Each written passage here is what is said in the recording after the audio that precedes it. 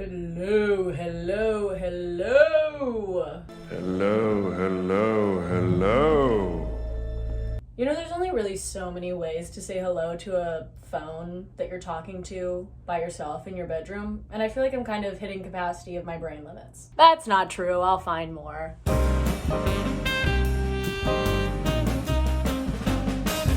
Anyways, hi everybody! How you doing this week? I am filming this on Friday the 13th, a holiday that means quite a lot to me. I mean, what could have possibly given it away? Anyways, we're back for the A24 series. I believe we're on week 8 now. This week was interesting. We got a bit of a different flavor of A24 than we've been having so far. I gotta say, while I'm always enjoying a week of A24 movies, I was very pleasantly surprised by my watches this week. This week we actually had a documentary, a bit of a biopic situation, and a silly high school teen comedy. I didn't go into this week expecting to learn as much as I did. First of all, I watched the Amy documentary about Amy Winehouse and her rise to fame and ultimate very tragic demise.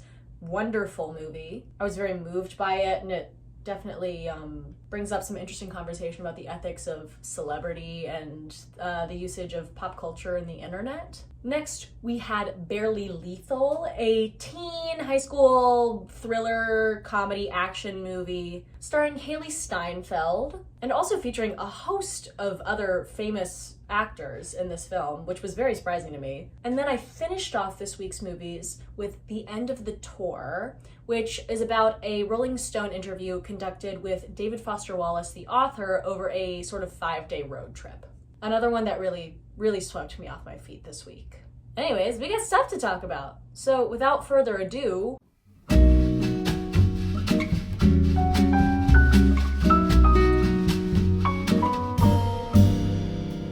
first movie we have this week is the documentary Amy that A24 produced about the life and career of Amy Winehouse. I took a different approach this week to the movies than I usually do. Usually what I do is I sit down and as I watch the movies for the week, I take notes pretty diligently. I note anything that stands out to me, anything that leaves an impression, stands out good or bad really, but I didn't do that this week. With movies that were a bit more documentary or documentary adjacent, I wanted to just kind of absorb the information and the story that was being told to me. I just wanted to feel something, and feel something I certainly did. I think everyone, whether they realize it or not, and most people do realize it, are very familiar with Amy Winehouse. Her music left a lasting mark on not only English culture, American culture, across the world. She really left an impression with her unique vocal quality and her very soulful, cutting almost lyrics. I think we've all sat down and sang an Amy Winehouse song before. I mean, I'm not gonna lie to you. Did I just do a little karaoke before turning on the recorder? Yeah, I did. I'm not ashamed of it. She was a powerful songwriter and even more so performer with her jazz, R&B, funk, rock, pop fusion that she created.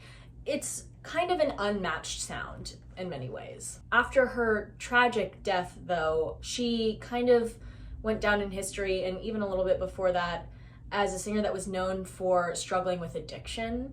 And it was really an unfortunate thing to watch in the media. Of course, it was something that I wasn't exactly aware of at the time that it was happening because I was very young, but it's something she's definitely known for. It's really quite unfortunate that Amy Winehouse has kind of been infamously known for her addiction, because she was so much more than someone who struggled with their demons and unfortunately was kind of put in the public eye in that way.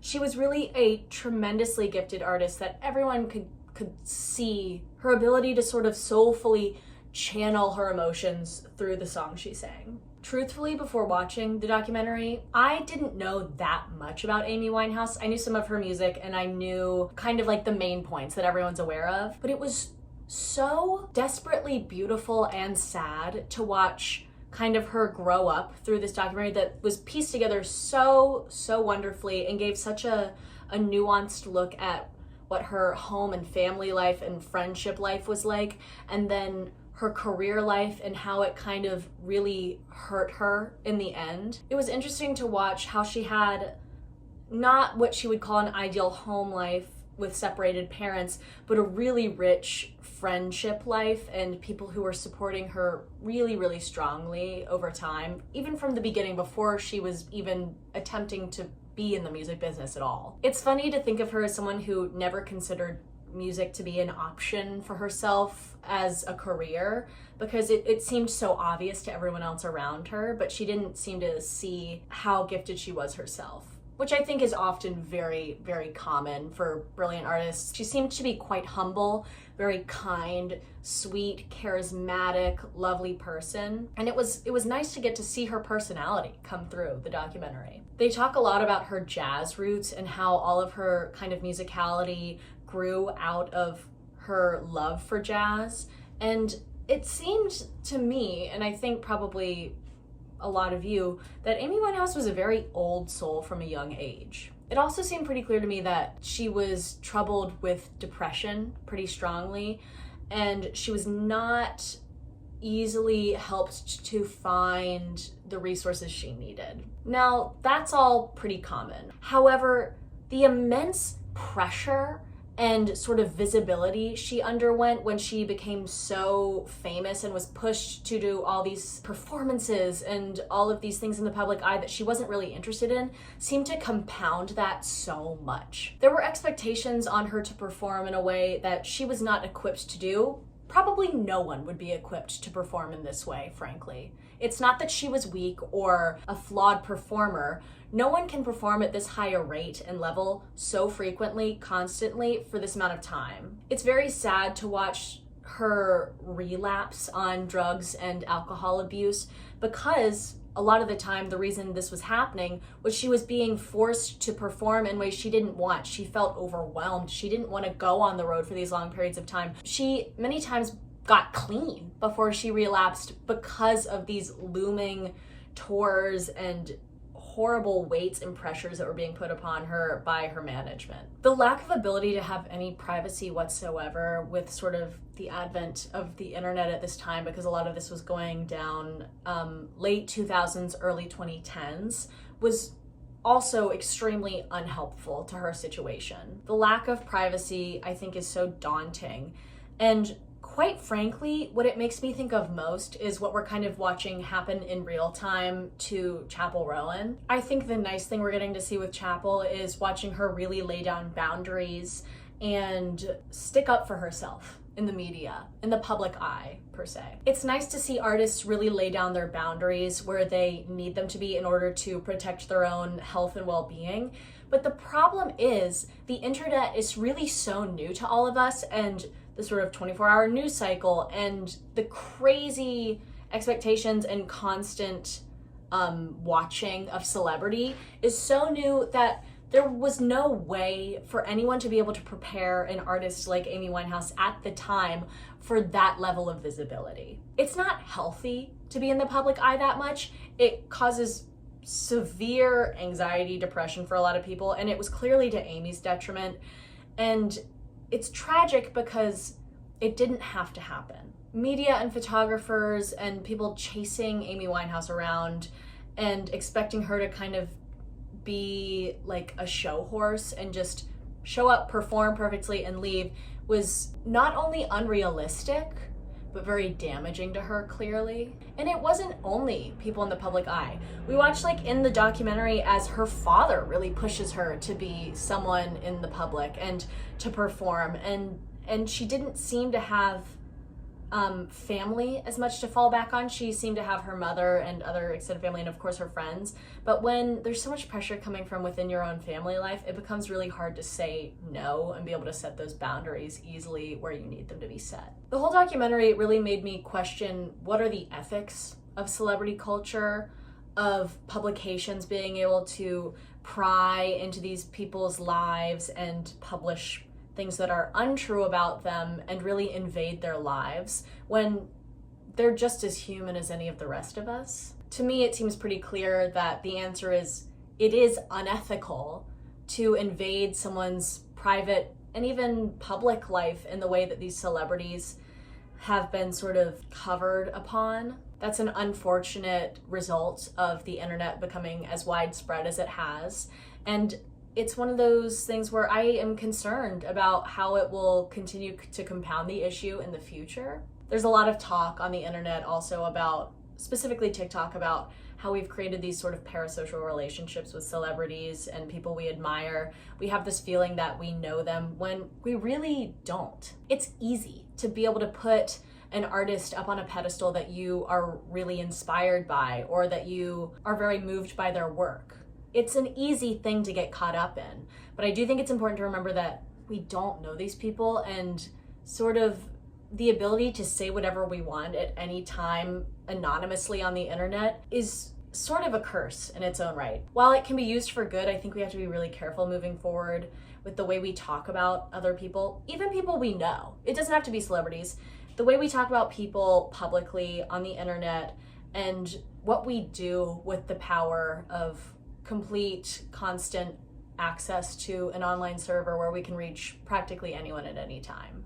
I know I went on a bit of a tangent there, but that's all to say this was an extremely moving documentary for me. I feel like I learned a great deal about not only Amy Winehouse, but about sort of the public celebrity culture and how it's so evil and horrific for people to endure. Props to the filmmakers of this documentary. They were able to get a really personal look at Amy's life without feeling as invasive. It felt like almost a warning to others of be careful and an alarm against drug abuse. It really showed how people can be pushed to abuse drugs and alcohol.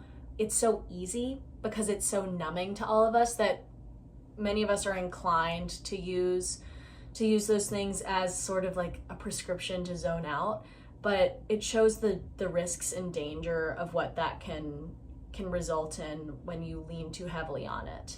And I think at the end of the day, this documentary begs for people, if you're suffering, to reach out to your community, whether that be your family, your friends, a local community organization that can help you.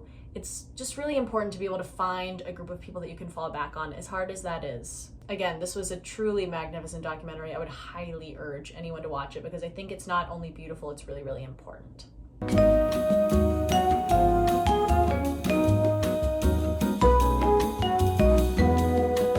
Next up, we have Barely Lethal, starring Haley Steinfeld. Barely Lethal is a very goofy, silly, kind of slapstick teen high school comedy, and it boasts a tremendous cast. We have Samuel L. Jackson, Sophie Turner, Thomas Mann, Jessica Alba, Tony Sebastian, Dove Cameron, Rachel Harris. I think I even spotted a little Topher Grace cameo in a photo at one point. It's really weirdly packed with stars. I don't want to be needlessly critical, but I am surprised that they were able to secure such an insane cast with a script that was okay. I also want to make a disclaimer that every once in a while you'll go to a movie or you'll watch something and maybe not love it, but at the same time you can acknowledge that you are not the target demographic. That's exactly what happened here. This film is meant for younger high schoolers, I would say. The target demographic is probably 15-year-old girls, I'd say. I actually did watch this movie when I was probably 15. I remember feeling kind of similarly. I probably still enjoyed it in many ways. I don't remember a whole lot of detail from the time. But let's be clear, this movie isn't made for a woman in her mid-20s. And that's okay. Not everything has to be made for me. Not everything's going to be made for me. And that's a good thing. Barely Lethal follows Haley Steinfeld's character, Megan, who is basically in a school for young girls that train them from very, very young age to be like special ops forces. Classically, Haley Steinfeld's character, who's about 16, I would say 16, 17, she feels the lack of not getting to experience real life. The real life she's considering is really based on this idea built up from teen 80s movies, which honestly is super real. I did the exact same thing before I went to high school. I was really pissed when I didn't experience a John Hughes high school, so she was pretty real for that. She pretends to be a foreign exchange student and ends up moving to a small town to live with a family of mom, little brother and sister of about the same age. Oops, there's my pumpkin bread. I thought I'd show you guys. It looks pretty good. Back to our scheduled programming. Basically, Megan fakes her death and moves to a high school so she can have the traditional American teen experience. Her surrogate sister, I guess you could say, played by Dove Cameron, isn't excited that she's there. Within all the sort of traditional challenges of being a teenager in the American high school system, there's a lot of challenges. She also has the extra issue of the fact that she's basically a secret spy and there's people coming after her. It's honestly a very fun premise. You have your kind of typical cast of characters that you'd see in high school. You have Gabriel Basso playing the sort of like weird bully popular guy who picks on her. I've always loved Gabriel Basso. I'll say it right now. I was a huge Super 8 fan. Well, obviously. Also really enjoyed his work in The Kings of Summer, I believe it was called. He's always been a tremendous actor, and I see he's coming back recently in some higher profile stuff. I'm really excited for him. Then we have Thomas Mann's character, who's sort of the dorky, sweet love interest. I'll be the first to say it, I have had a crush on Thomas Mann for years. I find him to be so relentlessly charming. I love watching him play kind of the teen crush because I know if I knew this guy in high school, I would be all about him. Also, did anyone see Me and Earl and the Dying Girl? That movie destroyed me. So while Megan tries to navigate high school problems, she has sort of like a big bad evil criminal coming after her, and her sort of sister she grew up in this compound spy school with, played by Sophie Turner, which is crazy. I'd like to note that we have 2 Game of Thrones actors on this show, at least, maybe more. We have Sophie Turner, and we have Tony Sebastian, who plays the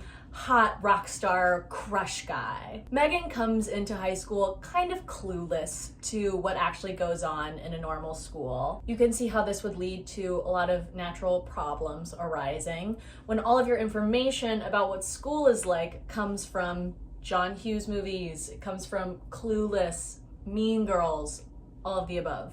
In the end, we get a cute teen action romance that has some really decent jokes going on, some that are quite outdated. It's always surprising to me how a movie from like 10 years ago can be quite outdated by now and have jokes that would be considered totally inappropriate. But I'd say that's pretty representative of any teen movie at the time. It doesn't stand out as that. I would say it's overall well acted, pretty charming performances from a lot of our lead characters. They take what can often be a sort of wonky script with dialogue that is so clearly an adult man writing for high schoolers, which makes me a little crazy. And they do pretty well with it. They deliver it pretty earnestly in a way that makes it at least more palatable than it could be. All in all, it's a cute little movie for a teenager. For like a 16-year-old, it's a fun, cute little movie, if not a little outdated.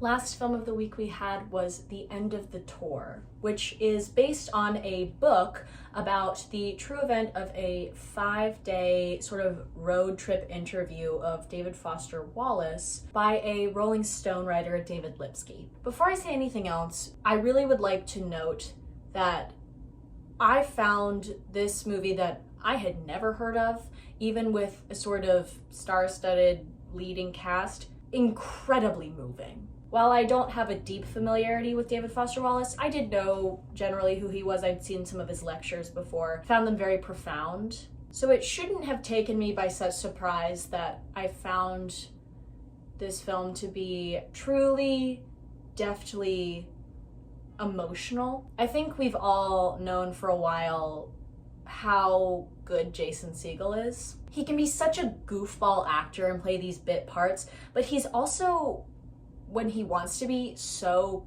grounded and quiet and moving. I mean, my God, look at the Muppet movie. If I'm a man, that makes me a Muppet of a man. A Muppet of a man. Jesse Eisenberg plays David Lipsky, who is interviewing him, in a character that has sort of remnants, I would say, of Mark Zuckerberg that he had just recently played in The Social Network. I was completely enraptured by this film, and it's not exciting action that's going on. what we're watching is very simple, grounded, philosophical conversation between two intelligent people, and it's really putting on display the loneliness and depression that David Foster Wallace experienced in his life and how achingly it affected him. I don't know if it's my love for theater or a theater background that makes me love films like this, but I'm sort of obsessed with dialogue-heavy movies. I just like seeing a relationship build between characters and watch the arc of how they grow together and apart and become more vulnerable with each other. And that's what's so beautifully written into this movie. Jason Segel and Jesse Eisenberg create a rapport that feels so human that it feels like you're watching a documentary itself. But it's not only their rapport that it's impressive. This film feels almost unscripted because of how naturalistic the acting is, which from what I can tell, it was very much scripted, but that's such a testament to Jason Segel and Jesse Eisenberg, because this is kind of the sort of acting that is timeless, in my opinion. Through decades, we've gone through different sort of acting fads, different types of acting that are popular, and iconically, one of the performances that has remained to be considered the best is Marlon Brando in Streetcar. Well, you're the teacher, aren't you?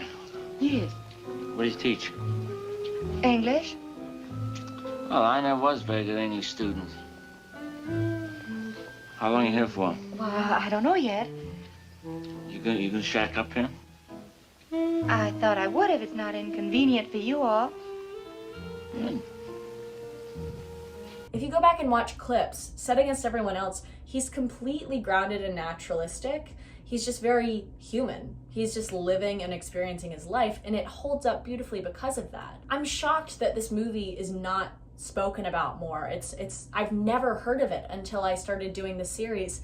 And God, I'm so grateful, if nothing else, that I decided to do this series for myself, because this brought up such philosophical questions about life and loneliness and the human experience to me, watching Jason Segel play David Foster Wallace and show what his life experience was like. I felt very seen in many ways. I loved this movie so much. It completely swept me off my feet. It took me by surprise. I loved it so much that I immediately went and bought a copy of Infinite Jest because I'm so intrigued to learn more about David Foster Wallace, which I account heavily to the performances in this film. Not only that, but the directing is clearly so well done because it makes it feel so intimate watching these conversations.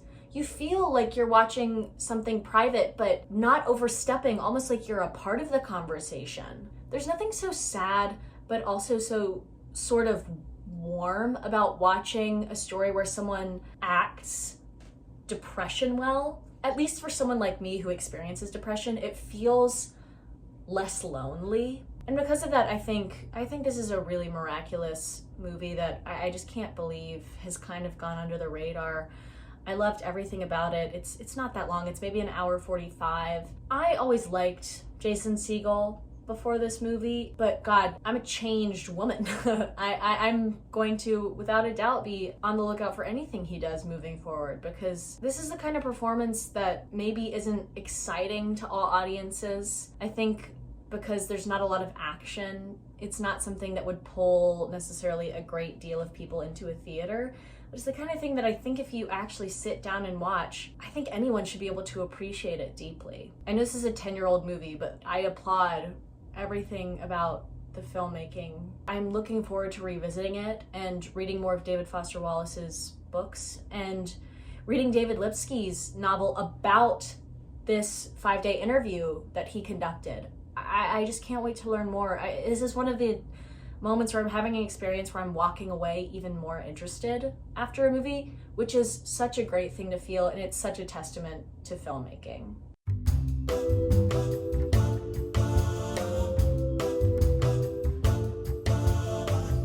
Alrighty, pals, it is 10 o'clock. First up, we have Amy.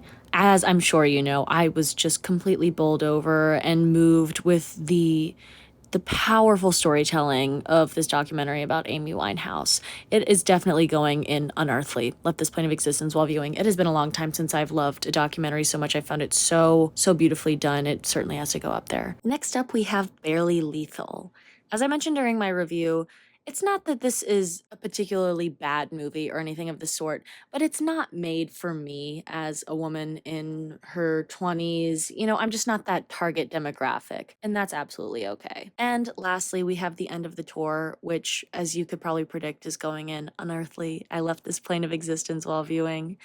I just couldn't be more thrilled to watch such a simple, beautifully told story about two men just able to kind of bare their souls to each other. I would suggest anyone watch it. Alrighty folks, that about wraps it up for this week. I have so enjoyed this week's films. Meet me back here next Saturday for another video. We'll be on week 9 next week of the A24 series. If you want to chat movies, I would love to talk to you too. I'll put it up on the screen next. I have a Discord channel where we chat about movies. Anyone is welcome. I'll have the code to join the group there, and I'd love to see you there. Keep on the lookout for other videos, and until I see you next time, stay well, friends. Have a great week.